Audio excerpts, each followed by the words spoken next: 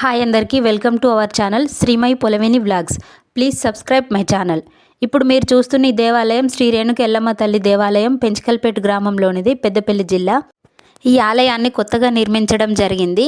దీనికి విగ్రహ ప్రతిష్టాపన 15/3/2026 ఆదివారం రోజున ఉదయం 7:30 ప్రతిష్ఠించడం జరుగుతుంది. ఇప్పుడు ఎల్లమ్మ స్టోరీని షార్ట్గా వివరిస్తా.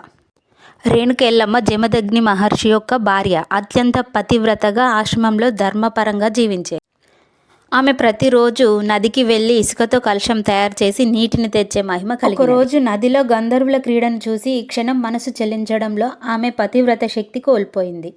అందువల్ల ఆ రోజు ఇసుక కలశం తయారు చేయలేక ఆలస్యంగా ఆశ్రమానికి చేరుకుంది ఎల్లమ్మ. తన యోగ దృష్టితో విషయం గ్రహించిన జమదగ్ని కోపంతో కుమారులను పిలిచి తల్లిని శిక్షించమని ఆజ్ఞాపించాడు. దీనికి పెద్ద కుమారుడు నిరాకరించాడు.